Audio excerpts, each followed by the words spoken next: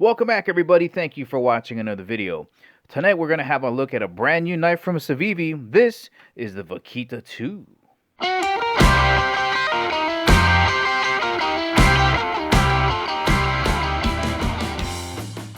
And as always, guys, if at the ending of the video you want to purchase this awesome knife from Civivi and help support the channel, make sure you check out the link in the description below because we do get a commission if you purchase this knife. And of course, before getting started, just want to thank the good folks out at Civivi for sending me this knife to review. Let's get started. Let's get you guys a quick size reference. All right, the Vaquita 2 is definitely on the smaller size of a fixed blade category. So there it is next to permanent marker. Almost the same length. See if we can turn this around. Give you a look at it that way. Vertically. There we go. Let's change the angles a bit so I can give you guys a size reference for how thick this knife is. With the scales on, just about 4/4 tall. And for the folks that want an actual measurement, if we go from the tip of the blade here to the tip of the lanyard loop, just about 6¼ inches long. And then thickness wise, we're running just about, looks like 1/4 inch thick. Vaquita 2 on the scale coming in at, holy cow, 1.3 ounces. Light.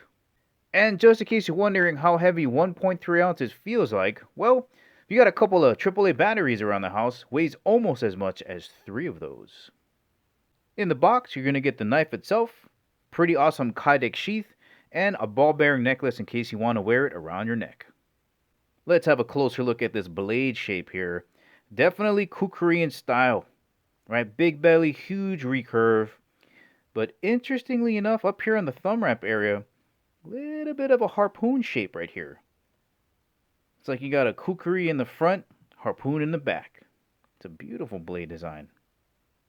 Now, despite having these angles cut in the blade flats here, right up to the shoulder, this is a relatively flat grind. Let me show you what I'm talking about here. So we just take this chopstick and use it as a guide. You can see that the knife flat's pretty flat grind on there. Not a lot of space in between the chopstick and the knife flats. Let's have a closer look at the thickness of the steel up here. There we go. Looks to be same thickness as 1/4. There we go. Comes down to a really nice fine point there. Beautiful. Look at that. And for those out there wondering, this is a legitimate Damascus pattern welded blade, right? That's not just laser etching on there. That beautiful pattern. And just a quick explanation for those that are not too familiar with what Damascus steel is, otherwise known in today's modern knife making as pattern welding. Now, back in the day, they actually had Damascus steel, and when you forged it, it would give you a randomized, beautiful pattern, and that was known as Damascus steel. Nowadays, what they do is that they take different billets of steel and they stack them on top of each other, they weld them, and then they forge them. So this is just an example of how it could be stacked. There's many different ways of doing that. So let's pretend that the spades, hearts, and clubs are different types of steel, and each card represents a billet. Alright, so here's a quick example of how you might stack these individual steel billets. You keep them even. So you got 2 spades on this side, 2 spades on that side, 2 clubs on this side, and then 2 clubs on this side. Then in the middle, you would have your cutting edge. You stack them on top of each other, you weld them together, and then you start forging it out. And every time you pound on that steel, you're displacing some steel and you're making a pattern. Now, there's certain ways where you can arrange where certain patterns are going to come out every time.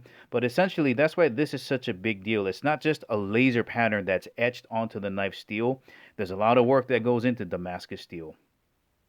Let's have a closer look at this edge. Beautifully polished. You can see that just glistening under the light. Let's see how well this cuts. We'll start here at the recurve area and see if we can pull through some paper here. Oh yeah. Almost no resistance there. All the way down to the edge. Wonderfully sharp. Let me get you guys a close-up of these beautiful canvas micarta scales. Look at that. Canvas micarta does so good when it gets moist and wet. Look at the texturing on there. And again, we have a full tang knife. You can see the Damascus pattern running all the way through the tang, all the way to the back to where your lanyard loop is at. This is a 2-finger knife, so you may want to use that lanyard extension to give you a little bit more to grip onto. You have a nice cutout for your pointer finger to wrap around onto the other side, so it's a nice grip. And Kukuri style blades always have this nice arch in it.